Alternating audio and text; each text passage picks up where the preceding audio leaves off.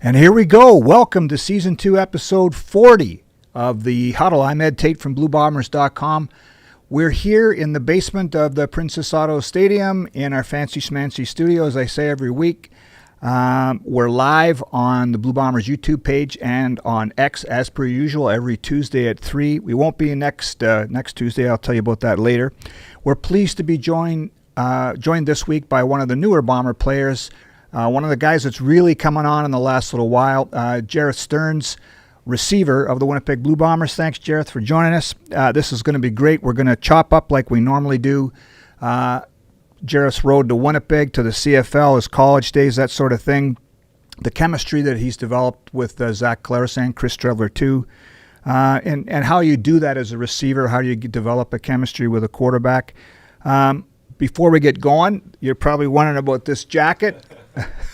It's not very subtle, but it's for sale now in the store. And the people upstairs, the wonderful people upstairs in the Bomber store, like to use me as a model, as they say. So I'm modeling this new jacket, which you could wear if you're a Bomber fan, to the Labor Day Classic coming up, maybe to the Banjo Bowl. You too could look just like Ed Tate. You could. You too could look just like Ed Tate. You could wear this to a wedding or maybe even a funeral. I don't know, but it's an interesting look. So available in the Bomber store right now, this lovely blazer, blue Bomber blazer. I don't know what the price tag is. I think it's still on the back here, but anyway, it's on the Bomber store for you to check out. Okay, I've done enough blabbing now. As we usually do, we like to start with the Coors Light Chill Chat. And here's where I do the little plug. Welcome to the Coors Light Chill Chat, a chance to kick back and get to know the Blue Bombers players a little better. Proudly brought to you by Coors Light, the official beer and the chill choice of the Blue Bombers. There's regular cold, and then there's the mountains are blue cold. Mountain cold refreshment. Coors Light, the chill choice. Okay, Jerreth, I feel like I've been talking forever already, and the show's like 2 minutes old. Okay. Get to the guest, huh? Let's get to the guest. The blazer, available in the Bomber store. Okay, here we go with the Coors Light Chill Chat. We always start with food questions, Jerreth. So let's do it. Game day meal. Ooh, that's tough. I like to just eat a big breakfast, and then I fast for the rest of the day. For breakfast, I might go a little toast with some jam, some eggs, and some kind of protein. I switch it up. Bacon, sausage, but just a huge breakfast with some fruit. Throw some fruit in there too, and then fast for the rest of the day so I can run fast. So, wait a minute. Like when we were in Montreal on Thursday, you have breakfast, and you're not going to eat till after the game? Yep. I don't like to eat anything for lunch because I'm gonna feel slow at the game. Is that right? Yeah, you don't want to feel full or bloated, nothing like that. Wow. Where do you get your calories from, your energy from? Electrolytes, just make sure I'm hydrated, that kind of thing, and then ready to roll. So then after the game, you must go nuts. What's your post game, or what's your cheat meal then? Ooh, that's probably some fried chicken. I love some fried chicken post game, especially like the day after. Yeah. Especially if I play well, I feel like I earned it. Yeah. Do you have a favorite chicken place in Winnipeg yet? I like Jollibee's. I'm a big fan of Jollibee's. Yeah. I didn't know about Jollibee's until I got to Canada, but yeah, surprisingly, you would never think a place that has spaghetti and fried chicken would have good fried chicken, but they got some good fried chicken. That is a good point. It's an interesting combination, right? Usually you do one really well, but maybe not both. That's good. Yeah. I like that. Good plug for Jollibee. Okay, what's the best advice you've ever received from somebody? Can you think of anything off the top of your head? My parents often tell me just be Jerreth, and like that just, for me, I just think don't try to be anyone else and don't try to change or alter what I'm doing day to day based on my scenario. Like just keep being who I am, because it's gotten me this far so far, and I'm happy where I'm at, and I think if I just continue to be Jerreth, and God will continue to bless me. That's kind of just be true to yourself then, right? Yeah, 100%. Yeah, I like that. That's really good. It's kind of basic, but it makes sense, right? Yeah. Because you know, people often, especially in sports, I got to do what he does, or I should copy that. Yeah. Just be who you are. That's awesome. What do you consider your happy place? My happy place is not a coincidence either. I like to be on the golf course, you know. Oh, yeah? Yeah, I love to be on the golf course. I just picked it up about 2 years ago, but I'm huge into it. I think it's just so relaxing, just so peaceful, and it's just kind of a way you can challenge yourself and challenge your mind, you know. And when did you pick it up then? So 2022. Haven't been playing that long. My dad's been trying to get me to play forever, but I never wanted to get into it. But once I actually started playing rounds and learning about the game, I actually love it. Oh, yeah? Mm-hmm. So can you get to play much during the season? No. No. Unfortunately not, no. No. I've gone once or twice with some of the guys, but that's the about kickers it. have lots of time, it seems like. Yeah, they got a little more free time as far as meetings and practice go. Yeah. So what's the best part of your game? My short game for sure, the chipping. Yeah. Chipping. Putting is a little inconsistent, but chipping and, about 100 in, that's probably my goal. So where are you based in the off season? Where do you get to play a lot in the off season? Yeah, I live in Texas in the off season, so it doesn't get too cold there. So I can play in December or January. Yeah. Mm-hmm. Awesome. The best thing about golf too is that you're on some of the best real estate wherever you are, right? And you're not playing in some divey place. It's cool, right? 100%. If you get mad at the game, you just have to take a step back and say, look at where we are. Yeah. Sun shining. Okay. That's the beauty in it. We got our foursome going. We'll get you in on a foursome on a day off here. So I was going to ask you, next question was interests outside of football. Golf is clearly one. What else? I like bowling. Just hanging out with my family, relaxing. Yeah. I love to take my nephews to do little fun things, play basketball with them, work them out, that kind of thing. I'm a laid back person. I don't like to do too much. Watch movies, watch Netflix. Yeah. Are you a 5-pin or a 10-pin bowling guy? 10-pin for sure. Yeah. Yeah, I was not a fan of the 5-pin. No, bowling. I know. Yeah. It doesn't seem right. Yeah, my girlfriend beat me so bad and was talking so much trash, but I was like, this is not real bowling. This doesn't count. But yeah, she beat me pretty bad. Yeah. Okay, is that right? Eh? Yeah. Okay. Well, so and when you play 10-pin against her? Oh, it's not even close. Okay. Yeah. Yeah, 5-pin would feel like arena football in a way, wouldn't it? 100%. Yeah. Okay. All right. Favorite TV show or movie? Ooh, favorite movie? I'd have to go Hunger Games. Oh yeah. Yeah, I just love all the Hunger Games. Big Hunger Games guy. Yeah. TV show? That's tough. Maybe Stranger Things. Yeah. I like Stranger Things a lot. Yeah. Yeah, I don't know. Who do we have online? Was it Gabe Wallace that said Stranger Things too? I think so. Yeah. Yeah. Okay. I don't know if you're a karaoke guy, but if you are, what would be your go-to song? I'm not a karaoke guy. I'm pretty nervous. But if I were to do it, what would I sing? Maybe some Justin Bieber. Never Say Never. Oh, yeah. I'll never get up there, but. Too shy? Yeah, I'm just not. Yeah. Yeah. Just. I know that I can't sing, so I don't know what I would be. What's like the joke is the guy that gets up and does the song Tequila, because there's only one word. Tequila. That's all I could do. Anyway, okay.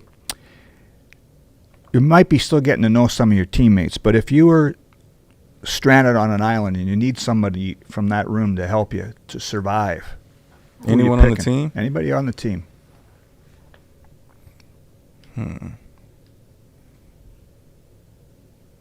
Maybe I want to say Chris K. I don't know. It just seems like a guy I could depend on and knows a lot about stuff like that. I would say Chris K. I could see him crafting a spear out of a bamboo thing and hunting down a wild 100%. boar or something. Pretty large guy too. And fight off some predators for sure. Okay, that's my go-to. All right. Well, we'll tell Chris that he was your first choice overall. You have first choice in the Stranded on a Desert Island draft. And then the Hunger Games. There you go. Yeah, I like that. Well done, Josh. Okay, let's move to. We're going to take fan questions at the end like we normally do. But let's get to part 2 of our thing. We always do this, Jerreth. We call it the road traveled. It's a real good way for people to get to know you. So I was looking at some stuff. Rob Vanstone from the Riders, the Saskatchewan Roughriders, did a really wonderful piece on you last year. So I got to give a shout out to my colleague Rob Vanstone from Riderville, and he talked about your route. Am I going to get this right? Waukesha High School. How the hell do you say your hometown? Waxahachie. Waxahachie. Yeah. Where's that at in Texas? It's about an hour south of Dallas, if that. Yeah. Yeah. And when you were there, John Kitna was Yes. he the head coach? Yes. So John Kitna played in the NFL forever. Mm-hmm. That's a good guy to have as a coach. Yeah, 100%. So I got to read this quote, and then I'll get you to, again, I'm talking too much, but I'll get you to weigh in here. So this is what he said in the story that Rob Vanstone did. What stands out is how hard he worked to be the greatest shape of anyone I have ever witnessed at any level of football. Remember, this guy played at the NFL. I witnessed him take every rep of a 7-on-7 tournament on offense and defense, and back-to-back days in 105-degree Fahrenheit heat with a heat index of 115. We played 7 total games, and he was the most dominant player on the field both days. We tried to take him out and get him to rest, but he would respectfully refuse. His statement was, if you take me out, why do I work so hard to be in this kind of shape? That's a pretty high compliment from a guy that played in the NFL. So it gives us an idea of your mindset. You're in high school. Yeah. So the work ethic thing, right? Let's talk about that. Is that ingrained, or where'd you get that from? Well, first I want to just shout out Coach Kitna. That's my guy for sure. Yeah. But I think the work ethic just comes from me knowing who I am. I'm not the biggest guy, was never the fastest, and I just think I always had the mindset that if I work hard enough, it's going to get me somewhere. And I always had a dream to play pro sports at some level. Mm-hmm. And so I just thought if I outworked everyone and outworked my peers, then, the work would pay off. It's kind of a basic concept, but it's worked. Yeah. Right? 100%. What were you said you want to be a pro athlete. Were you thinking about anything else? No. My dad wanted me to play basketball, but as you can see, I'm only 5'8", because he played basketball at Baylor. So he did, eh? Yeah, he wanted us to play basketball, but I didn't get quite tall enough to do that. So, yeah, it was always been football for me. I fell in love with football at a young age. Yeah. Yeah. Wow. What position was your dad? He played point guard. Yeah. Yeah. How big is he then? He's about 6'1", 6'2". Okay. Yeah. Yeah. And then it says here, too, from that story, they never really played receiver in high school, did you? No. Maybe explain that. So actually, before I went to Waxahachie, I went to Midlothian High School for my first 3 years of high school. Okay. And we ran like the triple option, the wing T, and I played quarterback. I was doing all the quarterback stuff, pitching and pulling in, pitching and quick passes, things like that. And then I transferred to Waxahachie, and I was playing safety and running back there. So my first year of receiver wasn't until my freshman year of college. So you went to, it's called Houston Christian now, right? Yes. But it was Houston Baptist when you went? Yes, Houston Baptist. Did they recruit you as a running back, a corner? Like, what did they say you were going to be? He told me I was going to play a slot receiver, but this is without watching me run any routes or anything like that. This is just seeing what I can do with the ball in my hands kind of thing. And Coach Kitley had just got the job at Houston Baptist, and, he just took a shot on me, and I was grateful he did. Yeah. That's not an easy transition, though, or was it? Maybe talk about, because, to take your first rep in university. Yeah, the route running was probably the hard part. I always had really good hands and just could always track the ball really well. But the route running definitely took some learning, just perfecting the footwork and the nuances of receivers for sure. But I feel like I transitioned pretty well, and I had some great coaches that helped me do that. Yeah, I'm looking at the numbers here. So year one, 68 catches, 684. That sounds right? I'm not getting this wrong. 4 touchdowns. Year 2, this is where it starts to go crazy. 105 catches. Look, that's ridiculous. 833 yards, 9 touchdowns. And then there's the COVID season, so everybody's numbers were messed up then. Then you transfer to Western Kentucky, right? Why did you transfer, first of all? Coach Kitley got a job at Western Kentucky, and obviously I've been wanting to play at a bigger level for since I got to Houston Baptist, and I was grateful for the chance to play at Houston Baptist. But obviously I wanted to play at a bigger level, and Coach Kitley gave me another opportunity. Yeah, and it turned out Bailey Zappi that went with you, right? Yeah, we had to recruit him a little bit. He had some big time schools trying to pull him away. Yeah. Well, and he ends up playing in the NFL too. So, but this is where it starts to get crazy. So, at Western Kentucky, led the NCAA with 150 catches. This is one season for 1,902 yards and 17 touchdowns in 14 games. That's a career for some people, man. You're busy.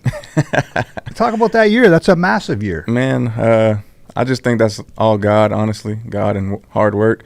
And then obviously I had a great coach in Coach Kitley, and Bailey was arguably playing like the best quarterback in college football at the time. And, when you got a guy who can scheme it up like Coach Kitley and a guy like Bailey who sees the field so well, really all I had to do was be in the right spot and catch the football. Yeah. Well, man, those are crazy numbers. I think there's only three guys maybe in NCAA history that had more numbers than that. Okay, so after college, you can't put up those kind of numbers without getting NFL interest. Maybe talk about what happened with the NFL first. Yeah, so when I came out, I knew it was going to be tough if I was going to get drafted or not, undersized, not the fastest guy. So I tested pretty well, better than I think some teams thought. And I went undrafted to Tampa Bay, had an opportunity there.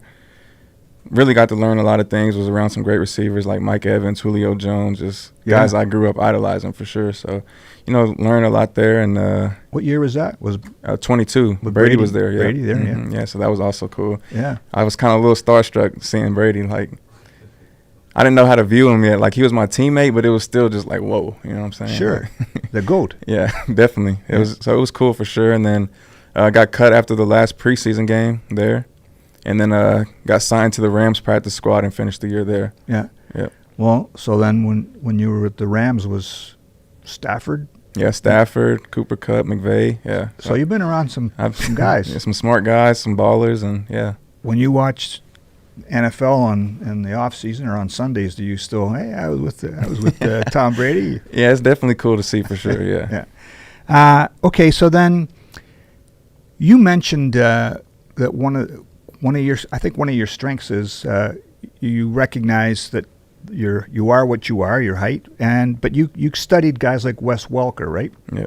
And what did you learn, or what did you see from them? And you think I could do the same thing at that level? I mean, I just think when you watch all the undersized receivers from Steve Smith, Wes Welker, Edelman. I mean, Edelman's not too undersized, but he's not those 6'5" guys. I mean, all those guys just kind of have that mentality of I'm the same size as everyone out here, just that dog mentality, work hard, show up, and just go out and make plays. All those guys don't really care about their size, and they just yeah. I find sometimes there's a fixation from coaches, not all of them, but that they don't even. If you're not 6'1", you're not even going to get a look, right? But the bottom line is, if you can run the route and get open, the quarterbacks love that. Yeah. Right? Is that the approach that you took then? Yeah, for sure. I never really got caught up in any of that. I didn't. Like you said, if I was doing my job, I was going to get an opportunity. Yeah. And all you got to do with that opportunity is make the most of it. Did you experience that kind of the bias maybe? Maybe in recruiting in high school a little bit, but I feel like after that, like you said, like professional coaches do a good job of bottom line, can he get open and can he catch the football? Right. Yeah. So then after the Rams, how did Saskatchewan find you? What's the connection there? My agent actually was pretty close with Kyle, the assistant GM. So he just told me, do you want to go to Canada? I was kind of on the fence a little bit. Like, I didn't know much about the CFL or anything like that, but I told him I'll think on it, and then he got back to me like 2 weeks later, and they were having some receiver injuries, and my agent was like, I think you should jump on it. So I jumped on it and got on a plane on my birthday and came up here, and yeah. So there's a Hall of Fame player from the Riders he retired in the 90s, but I remember him telling a story. He's from Michigan, and the first time he saw Regina, so he's in the plane, and the plane descends out of the clouds, and he sees this little blip on the map, and he says, I don't know, what am I getting myself into? And then he fell in love with the place. And so that's your first experience to Canada. What was your first impression? They're, as you know, Saskatchewan's arch rivals, but they're same people as us, basically. Well, believe it or not, actually, whenever I was flying into Regina, the runway was too wet or something, so we actually landed in Winnipeg. Oh. And I texted them, I'm like, I'm in Winnipeg, and they're like, ha, like, so funny. And I'm like, no, like, I'm serious. So I actually had to spend the night in Winnipeg, and then I got on a plane the next morning. But, yeah, my first impression was just like where am I, honestly? Like, it was honestly kind of just like a culture shock, I guess you could say. But the guys in that locker room did a good job of just helping me learn and just making it feel like a family so I could, settle in. Yeah. Well, it's kind of ironic that your first stop was Winnipeg, and that's 100%. Where you are now. So then what happened? You had good numbers in Saskatchewan last year. Why are you here now? I talked about this in the off season when you signed, but it's a business. They got some great receivers, some great young receivers over there, And, there's Americans, Canadians, a lot of things that go into how they're going to do their ratio and things like that. I'm grateful for Coach Mace and J.O. and Kyle and all those guys for giving me an opportunity. But right now I'm just glad to be in Winnipeg and have an opportunity here.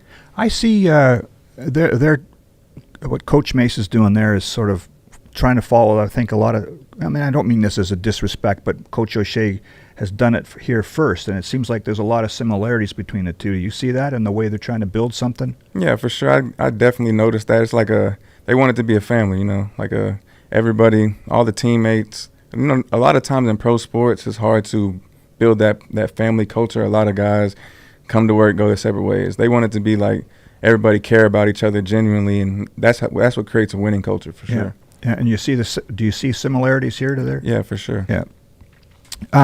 Okay, let's. We're going to take fan questions, but Josh, I'll let you jump in here now too. Yeah, we'll move right along to the next segment of the show, our super secret giveaway that if you were here last week is not so secret anymore. But before we get there, we're going to shout out to Duron Equipment, our sponsor of the show for a long time now. And we have our new commercial, finally. We've been waiting on it for a while. It's finally done, approved. It's awesome, featuring none other than Tony Jones. So we're going to run that commercial for the first time, and we'll be right back. Shout out to Duron Equipment. Before the noise, before the lights, the work's already begun. You don't show up halfway. You gear up. You check your work. You take pride in every moment, every step, every snap. Here, trust isn't talked about. It's earned, day after day. We are built the same way. With trust, loyalty, and hard work. Duron Equipment, we are more than construction. We are part of the team. All right, there it is. First time the commercial's run. So, again, shout out to Duron Equipment. Thank you to them for sponsoring the show and the jersey giveaway. And so now we're going to give a jersey away, a Jerreth Sterns jersey to one lucky person in the chat. And then we're also going to be giving away a pair of Brad Paisley tickets for the concert that is happening the Friday of Grey Cup week, I believe. Yep. So that link will be in the chat right away. You got to sign up with your email. To win the jersey, you have to be able to come to the stadium and pick it up in person. So that's kind of the only restriction there. So sign up with your email in the chat. You can win a Jerreth Sterns jersey if you're lucky and have a new number 89 to wear in the stadium. While those entries are rolling in, we're going to take a couple fan questions, as we usually do, before we end off with fan questions. And the first one, they're kind of putting you in the hot seat right away here off the rip. Which do you prefer wearing, a blue jersey or a green jersey? A blue jersey for sure. That's the right answer, I think. There's a lot of hate in the chat for Saskatchewan. There's a lot. Can you imagine this, the rider version of this? Yeah, I'm not getting involved in that. I'm not. Wouldn't look right. Yeah. This question is, do you have a most memorable win on a football team, whether that's high school, college, or in the pros? Do you have a most memorable win that you've played in? Win. This was 7-on-7, but we won a state championship in 7-on-7 going into my senior year. That's just an awesome accomplishment at any level, state championship with guys you grew up playing with. So that was probably my most memorable for sure. That's in crazy. Texas too, that'd be big, right? That's what I was just going to say. That, I mean, you're competing against thousands and thousands and thousands of kids, I would imagine. That's awesome. The next one was, is there anything you miss about Regina? This one's not a trick question either. I like the brunch spot, fresh and sweet. I don't know if you guys ever been there. Oh, nice. And then obviously some of my friends there, Of course. Made some good relationships there. Of course. This person wants to know if you ever went to the Mercury Cafe in Regina, if that means anything to you. No, I have not been there. That's a recommendation coming out of the chat. Write these down, Josh. We're going to there be you there go. in a couple weeks. Maybe I should. Another comment says, every girl's crazy about a sharp-dressed man, Ed. So you're looking pretty good there sitting in that chair. Okay. And then I'll also shout out Winnipeg Sports Talk for sending their viewers over to us after they got off the air today. So they're awesome. And if you don't know about them, you're messing up. Go subscribe. They do awesome local Winnipeg sports content. They do a live show every single day. So thanks to Hustler and Remo and the team over there. So yeah, there's lots more questions rolling in, but we'll keep moving the show on. Again, jersey giveaway, concert ticket giveaway, blazer in the store, all that good stuff. Yeah, all right. in case so you're just joining us, that's why I'm wearing this. This is a new item in the Bomber store. This wasn't out of my closet, but it might be going in there soon. That's right. Available in the Bomber store. And Josh mentioned it, Duron Equipment commercial. Really good job by Tony Jones to he did an awesome job. Voice that, He and did an then you awesome guys job for putting us. it together. That's as good as any commercial you'll see on TV anywhere. So, Thanks, Ed. well, John, job well done by you guys. Nice, So, man. Thanks. awesome. So yeah, with that, moving on to the next part of the show here. We'll come Yeah. back for more questions later, so keep dropping those questions in the chat. Yeah, so the numbers, Jerreth, in the last few weeks, I'm fascinated by this stuff. So you come in to training camp, and you've got a CFL season under your belt, so you know what you're doing. You know how to run the waggle and all that.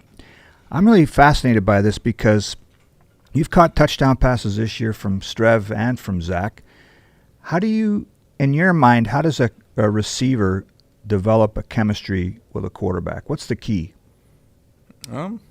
Honestly, just repetition and listening to what they're seeing. Because if you want to get catches, you have to see what they're seeing. You know what I'm saying? And you got to be in that spot at the right time. And coming out of training camp, it's hard to have that chemistry right away because there's so many receivers and there's just not enough reps to go around. So just over time, just repetition and just kind of picking his brain a little bit, picking Zach's brain, picking Strev's brain, seeing what they want, seeing where they want us, that kind of thing. Yeah. Do you think that playing quarterback in high school, and even though we were running mostly the option, but does that help too because that you've sort of played the position? I think not necessarily with route running and things like that, but I think it's helped me in my football career for sure as far as I got to know what everybody's doing. So I kind of took a pride in that from a young age of knowing everybody's job, not just one position. Yep. So it just makes me more valuable. So much of this is just trust, right? I mean, if you run a bad route and the quarterback wants to throw it and you're not where you're supposed to be, I mean, that's got to stick in his head, right? So that you know that, right? Yeah, 100%. I remember early in camp, we had like a heat adjustment or whatever, and I ran it a little different than Zach was expecting. He threw an interception, and he said something. I asked him about it, and he said, "Don't worry about it. Like, I still trust you." And like that went a long way for me, allowed me to play a lot faster. So, like you said, I think trust goes a long way in this business. What's the difference in your mind between the receiver position up here compared to down? So we always talk about the waggle, but it seems like there's a lot of sight adjustments, or you find a spot and maybe explain it. You'd be way better at it than I would. Well, I think one that people don't talk about enough is you got to be in way better shape, I feel like, to play in the CFL. I think that 20-second clock, it makes it a lot harder. My first game in the CFL, I thought I was going to pass out for sure. It was tough.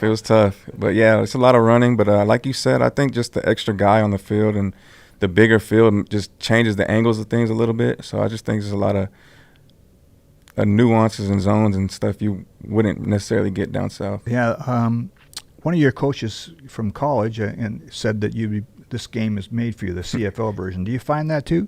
Yeah, for sure. I think there's a lot of space, and I think I do well in space and finding open space. So I think it's fit for me for sure. So you mentioned your coach earlier. Is Tyson Helton the guy that you had at Houston or no? No, he was my head coach at Western Kentucky. Yeah. The guy I had at Houston Christian was Zach Kidley. Okay, and so when he went to Western Kentucky Yes. to be what? He got the OC job. OC job, okay. Yeah.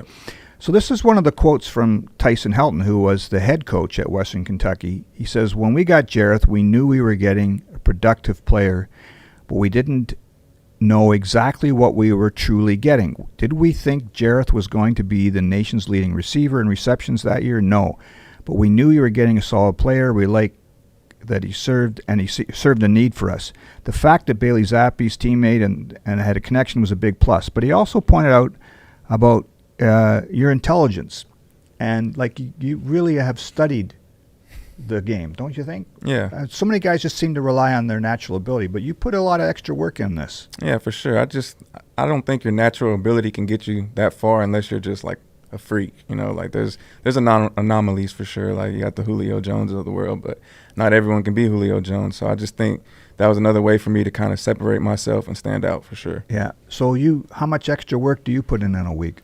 I don't have an exact answer, but I'm in here every morning early. One of the first ones in, one of the last ones out. Yeah. And when I get home, watching extra film and stuff like that. So I think it's my job, and I need to be as prepared as I possibly can be. you wouldn't do it too if you didn't like it. Yeah, for sure, 100%. Right. Yeah, There's lots of guys that say this their job and then not putting in the extra work. Yeah, so you got a point. You got to love it. Yeah.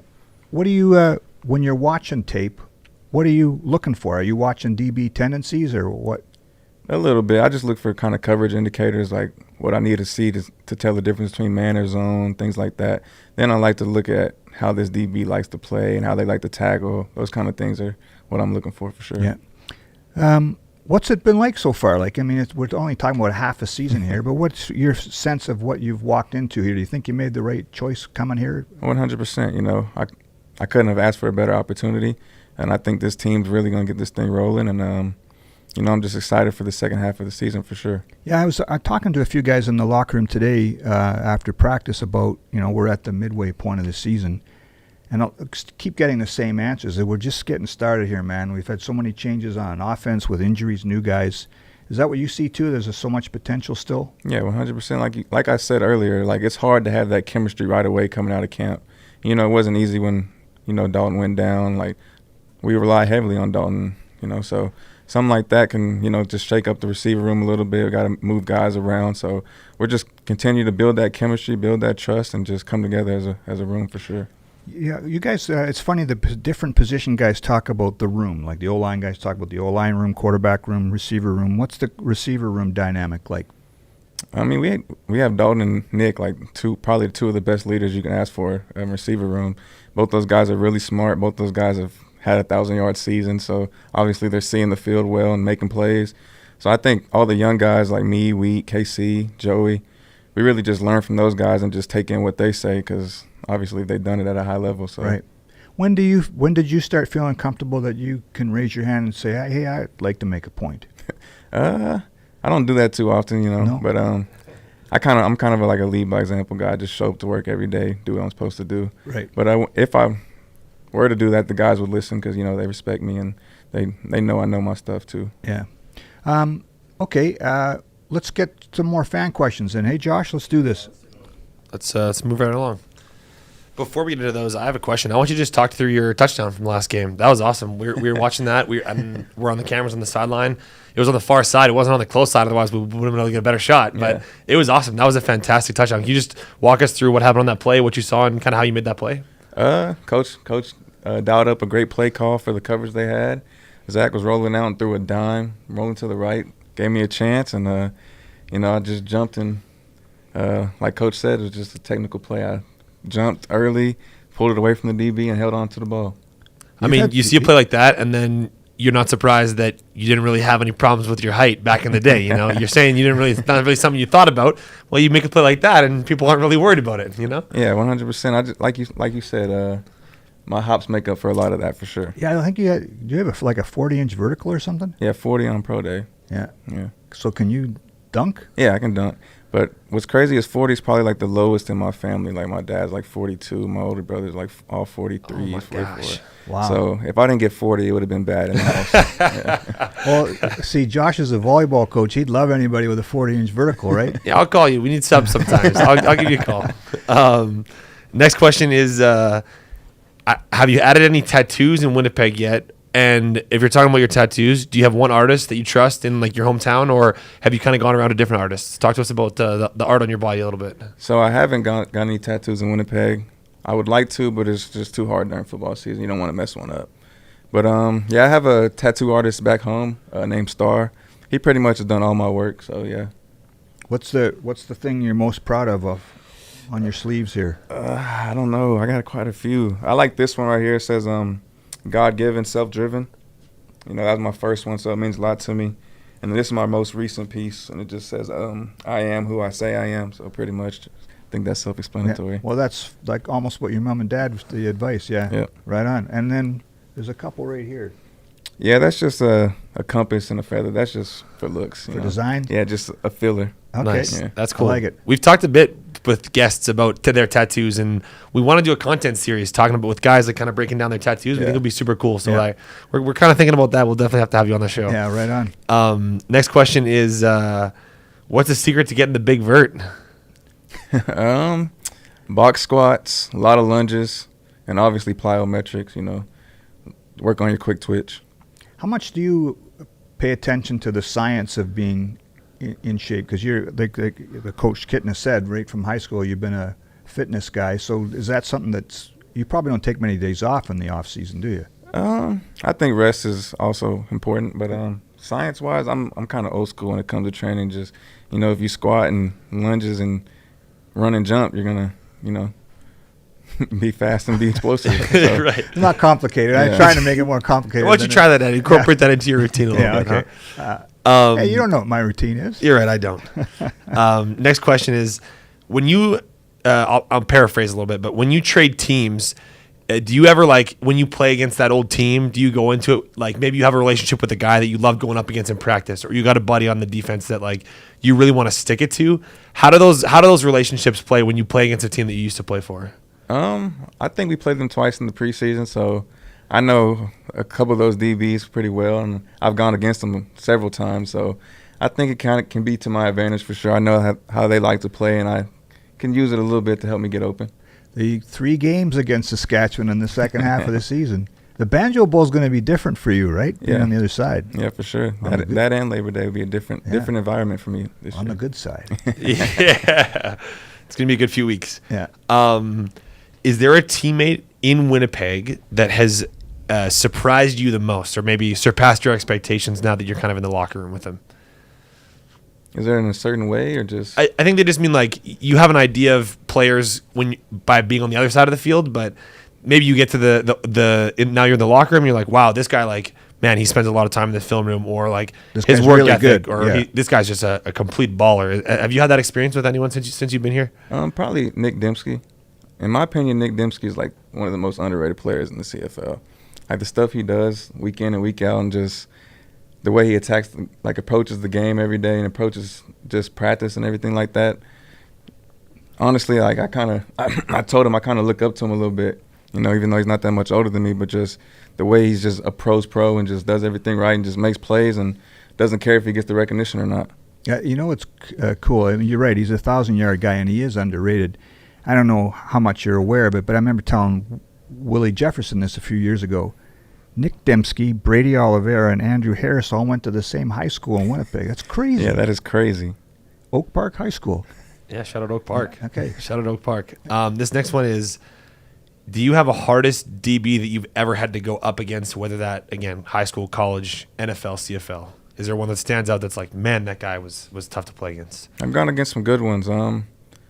In college, I played against Tyreek Woolen. He plays for the Seahawks now. He's a good player. He was drafted. In the CFL, Roland Milligan's obviously really good. Got to go against him every day in practice. NFL, there was a lot of tough ones in camp.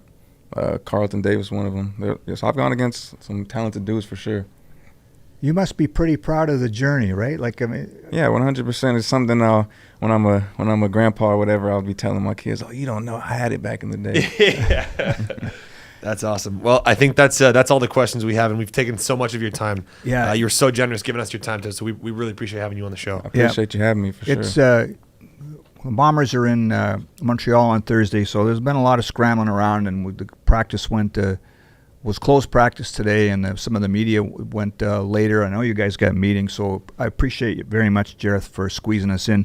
Thanks to the guys from Winnipeg Sports Talk for giving us the plug. Thanks to Duron Equipment. If you have a chance, check out that commercial because it's really well done. Thanks to Coors Light, Duron Equipment as our regular sponsors. We won't be on next Tuesday because there's a scheduling conflict. Scheduling conflict where I'm not available, and a lot of the players won't be available either. So we will be back the Tuesday leading up to the Labor Day class. No, that's next week. The Tuesday leading up to the Banjo Bowl. I'm not sure if I'll be wearing this blazer again, but it's available in the Blue Bomber store. Let's get that one more plug in. Thanks for joining us live on X and our YouTube page. This show is archived. It's available on the YouTube page. All our previous shows are on there too. This is our 40th show over 2 seasons. We're pretty proud of that. So 2 Tuesdays from now, 3 o'clock, YouTube and on X. Don't forget to like and subscribe and join us then. Thanks again to Jerreth for joining us, and we'll see you in a couple weeks.